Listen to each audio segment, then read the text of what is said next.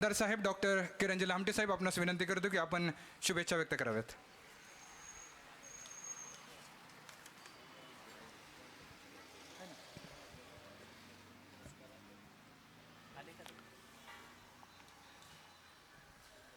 आपल्या सर्वांच्या उपस्थितीमध्ये आणि आदरणीय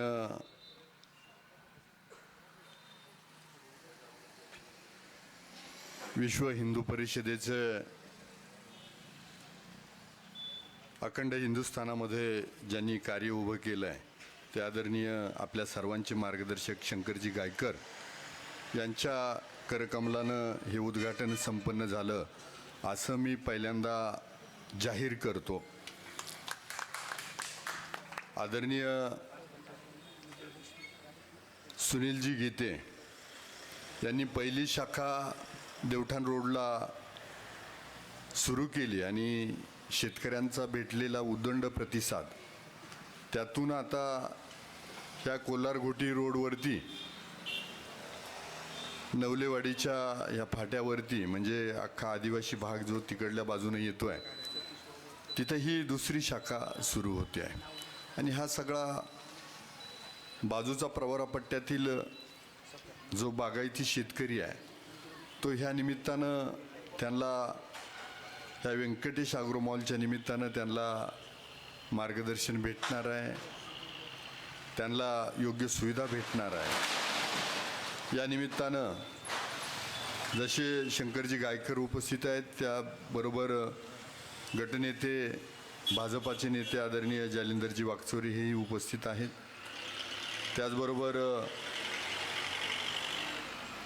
आदरणीय दीपक महाराज देशमुख त्याचबरोबर भालेराव भालेकर महाराज हे पण उपस्थित आहेत. आणि विशेष करून शिवसेनेचे नेते मुकुंदजी सिनगर हे पण उपस्थित आहेत.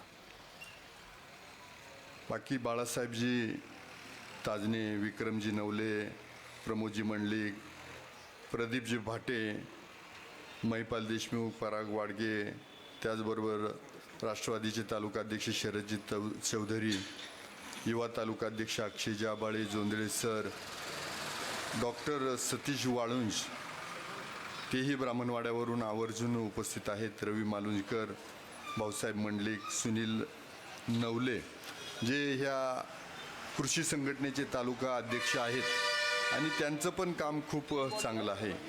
सागर भोर, भालेकर महाराजांचं नाव घेतलं, मोरेश्वर धर्माधिकारी ज्यांनी गोपूजन आणि ह्या वास्तूचं पहिलं पूजन करून हा समारंभ सुरू झाला आहे, पोपटजी मंडलिक, त्याचबरोबर ज्यांचा सत्कार झाले ते सर्व प्रगतिशील शेतकरी, त्यांच्या सर्व अर्धांगिनी आणि सर्वच कृषी क्षेत्रातील सर्व शेतकरी बांधव, त्याचबरोबर आलेले ह्या गीते परिवारवरती प्रेम करणारे सगळे त्यांचे हितचिंतक, विशेष करून ज्यांचा उल्लेख मागाशी झाला त्या सुनीलजी गीते यांच्या अर्धांगिनी वहिनीसाहेब, उपस्थित माझ्या सगळ्या महिला भगिनी.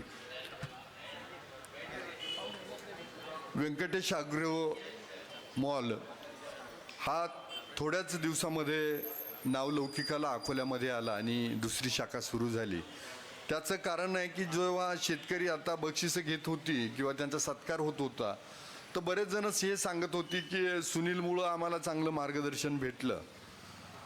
साहेब खरं तर जालिंदरजी 2017ला ह्या पठ्ठ्याला पंचायत समिती लढायची होती त्या सातेवाडी गटात, बरा झाला लढला नाही त्याच्यामुळं तू इकडं नावलौकिक कमवलं, नाही तर बाकडे वाटून वाटून दमला असता लोकांनी विचारलं असतं अरे तू काय केलं आता. हां, त्यामुळं राजकारणापासून अलिप्त राहिल्याचा हा फायदा झाला. आणि राजकारणात अंगाला कासरा लावून न घेता जगणं खूप कठीण आहे, आलं का लक्षात. म्हणून काही जण म्हणत होते की सुनील खूप गोड बोलतो, अख्खं कारखान्याचं पोतं तोंडात आहे. म्हटलं मला सुनील सुरुवातीला भेटला तो किती तिखट होता हे कुणालाच माहीत नाही म्हटलं, आहे की नाही. आणि खरं तर त्यांनी तिकडं बनकर फाट्यावरती त्याचं सुरुवातीला दुकान होतं आणि बनकर फाट्यावरती काय व्हायचं की आपले आदिवासी बांधव तिथं रोजगाराच्या निमित्तानं जात आहेत, ते त्यांचं दुःख पाहून त्याला वाटलं की ह्या भागामध्ये राजकारणाच्या निमित्तानं काम सुरू करावं. परंतु त्यावेळेला त्याचा तो मनसुबा काय सिद्ध झाला नाही आणि आम्ही ज्यांना निवडून दिले ते आमच्याबरोबर राहिले नाही. असं उलट सुनील माझ्याबरोबर राहिला आणि हो हां त्यामुळं पहा म्हणजे हे चांगलं झालं आणि म्हणजे असं. आणि आज वहिनी साहेबांचं जेव्हा कौतुक आर्थिक शिस्त, कारण शक्यतो पुढारी मंडळी किंवा जी पुरुष मंडळी ही उधळेच असतात, यांच्या खिशाला शक्यतो म्हणजे आता माझं तर मी काही सांगत नाही हां, पण महिला मात्र हिसाबानं असतात. त्यांच्याकडं दुधाच्या पिशवीपासून तर शेवटला काय किराणा बिराणा मिठाच्या पुडीपर्यंत सगळा हिसाब असतो. आणि त्यामुळं तुमच्या व्यवसायामध्ये हे चांगलं झालं की वहिनी साहेबांची खूप मोठी साथ आहे. आणि मगाशी ते भांगरेंचा सत्कार झाला, मी त्याला म्हटलं बरं झालं एक प्रामाणिक भांगरे मला भेटला, म्हटलं त्याचा सत्कार झाला असं. असं आपलं काय वकील साहेब तुमचं नाव घ्यायचं राहिलं, तुम्ही कृषी सेलचे प्रदेशचे हे आहेत, काहीतरी एखादा मोठा मेळावा लावा शेतकऱ्यांसाठी. आज लग्न सराई आहे, जास्तीचं बोलणार नाही कारण सुनीलच्या प्रत्येक कार्यक्रमात मी आहे. आणि दुसरी गोष्टी आमचा दुसरा मित्र सुनील नवले, म्हणजे ह्या लोकांनी मी प्रामाणिकपणानं सांगतो की माझ्या ह्या विधानसभेमध्ये कृषी क्षेत्रातील म्हणजे कृषी दुकानदार असतील, चांगले प्रगतशील शेतकरी असतील किंवा ही सगळी मंडळी यांनी मला खूप प्रामाणिकपणानं साथ दिली. त्याचं कारण पण तसं आहे की ह्या लोकांना तुम्हाला वाटतो हा व्यवसाय एवढा गोड आहे असं नाही. असे काही भेटतात नगीने, माहितीचा अधिकार टाक, त्या दुकानांच्या चौकशा लावा, बियाणे त्यांना दुसऱ्याकडून आणायचे असते म्हणून इथं बियाणे विकू द्यायचे नाही, असे त्रास देणारे खूप महाभाग असतात. आणि त्या महाभागांना रोखायचं काम मी केलं. त्यांना सांगितलं तुमची काय तक्रार नोंदवा, जी काही सिद्ध होईल त्याच्यानंतर. तुम्ही असं म्हणाल का दुकान सस्पेंड करता, असलं काही होत नाही माझ्याकडं, सिद्ध झालं पाहिजे. कारण हे दुकान एवढं मोठं उभं करायला काय कष्ट लागतात हे त्यांना माहीत आहे. बंद करणाऱ्याला काय करायचं आहे ना, एक अर्ज देऊन मोकळा व्हायचा आहे. तर तुम्हाला सांगतो हा व्यवसाय विश्वासार्हतेवर चालतोय.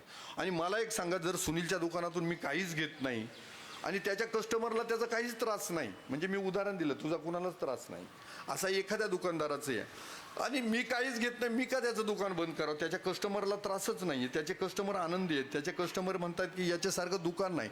पण काय होतं की कुणाची तरी सुपारी घ्यायची, नाही तर मग माहितीच्या अधिकारातले पट्टे. खरं तर अण्णा हजारेने माहितीचा अधिकार खूप चांगल्या गोष्टीसाठी दिला, पण त्याचा वाईट उपयोगच एवढा झाला. जसं बाबासाहेबांनी अॅट्रॉसिटी खूप चांगल्यासाठी दिली, पण त्याचा उपयोगच काही जण अशा वाईटासाठी करताय. त्यामुळे ह्या सगळ्यांपासून सावध राहायचं आहे. खरं तर अकोले तालुका म्हणजे आपला महाराष्ट्र कृषीप्रधान देश आहे. नीट ऐका बरं का, की पहिल्या 80% लोक हे कृषी क्षेत्रावर आधारित होतं, पण आता परिस्थिती बदलली आहे. ती परिस्थिती 30%वर आली, 40%वर आली आहे. लोक शहराकडे गेलेत, शेती करायला कोणी तयार होत नाही, मजूर भेटत नाही. आणि या सगळ्या अडचणीच्या परिस्थितीत शेतीत प्रगती करायची आणि तुमचा सत्कार होतो. आम्हाला खूप आनंद वाटला की तुमच्यासारखी माणसं आहेत म्हणून आदर्शवत शेती लोक करताय, पुढं जाताय. तर हे होणं खूप महत्त्वाचं आहे. आजच्या काळात 30-40% शेतीप्रधान देश राहिला आहे आणि 60% उद्योग व्यवसायाकडे लोक वळलेत. पण तुम्हालाही सांगतो की भविष्याच्या काळात नोकऱ्या भेटणं पण इतकं अवघड आहे, किंवा ज्या काही नोकऱ्या दिल्या जात आहेत एवढ्या काही शहरामध्ये काम करणं ग्लोबल वॉर्मिंगमुळं एवढं काही सोपं नाही आहे. आज गेल्या वर्षी 42-43 डिग्रीला टेम्परेचर होतं, या वेळेला 47 डिग्रीला कधी जाईन मला माहीत नाही आहे. पण त्याच्यासाठी तुम्ही जे शेतकरी आहेत तुमच्या बांधावरती झाडं लावतायत, त्यांनी आमचा सत्कार केला, मस्त झाडं दिली. आणि आम्हाला दोघांना तर अंजिराची झाडं दिली. त्यांना माहीत असं आपल्याला डायबिटीस आहे दोघांनाही, आणि अंजीर डायबिटीसला चांगलं असतं म्हणून त्यांनी काळजी घेतली आपली. तर शेतकऱ्यांमुळं बांधावरती झाडं, आता आम्ही काय आमच्या घराच्या याच्यावरती टेरेस लावून कसलं झाड लावणार आहे, आणि त्यानं काही ग्लोबल वॉर्मिंगमध्ये काही फरक पडणार नाही. पण शेतकरी ज्या पद्धतीने शेती करताय, बांधाव फळबागा करताय, आपल्या बांधांवरती झाडं उगवताय, मोठी करताय, तर मला वाटतं ह्या ग्लोबल वॉर्मिंगला जर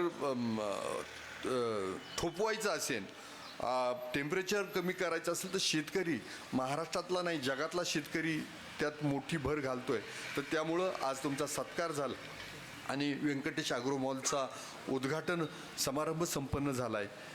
मी मनापासून आपल्या सगळ्यांच्या वतीनं सुनील आणि त्याच्या परिवाराला, त्यांच्या सर्व कर्मचाऱ्यांना शुभेच्छा देतो. तुमच्याकडनं असंच मोठं कार्य होत जावं. जशी व्यंकटेश रमणी गोपाळाला व्यंकटेशाची तुम्हाला जसा आशीर्वाद आहे तसा चिंतामणीचाही तुमच्यावर आशीर्वाद आहे. त्यामुळं तुम्ही जी ईश्वराची सेवा करताय तर तुमचा ईश्वर आता पाहतच असाल तुम्ही. शेतकऱ्यामध्ये माणसामध्ये पण ईश्वर पहा, कारण ईश्वर कधी त्यांच्या रूपानं तुम्हाला भेटायला येईल हे तुम्हाला कळणार नाही. मी जे लोकांशी नीट वागतो ना ते त्याचं कारणच ते. पण मला देवानं सांगितलंय का ईश्वर कधी दारू पित नव्हता, त्यामुळं मी दारुड्याचा मात्र सत्कार करतो. हा म्हणजे नाही तर तुम्ही म्हणाल दारुडे कसं काय फटकवता तुम्ही, तर त्यांना नाही फटकवलं तर कसं होईल. ईश्वर कधी गुटखा खात नाही, त्यामुळं त्यांचा मी सत्कार करतो जर तसं केलं तर. आणि म्हणून मी परत एकदा आपल्या सर्वांच्या वतीनं शुभेच्छा देतो. आणि सगळ्यात महत्त्वाचं शेतकरी बांधवांनो, तुम्ही एवढं सगळं कष्ट करून उभं करताय, पण मुलाबाळांवरती संस्कार करा, मुलांना शिक्षण द्या. आपण स्वतःही निर्व्यसनी राहा, आपल्या कुटुंबाला निर्व्यसनी ठेवा. कारण जर आलेला पैसा मी वरच्या भागात पाहतो की पर्यटनातून खूप मोठा पैसा येतो, पण तो जर जाऊन धाब्यावरती खर्च होत असणार, दारूच्या बाटलीवर खर्च होत असणार, तर त्या पैशाला काहीच अर्थ राहत नाही. उलट कुटुंब चांगलं राहण्यापेक्षा कुटुंब वाया जातं. त्यामुळं आपण घामानं कमवलंय, त्यामुळं कुटुंबाची व्यवस्थित काळजी घ्या. त्यासाठी तुम्हाला पण शुभेच्छा देतो आणि थांबतो. रंगपंचमीच्या आणि महिला जागतिक दिनाच्या पण शुभेच्छा देतो आणि थांबतो. धन्यवाद. जय हिंद, जय महाराष्ट्र.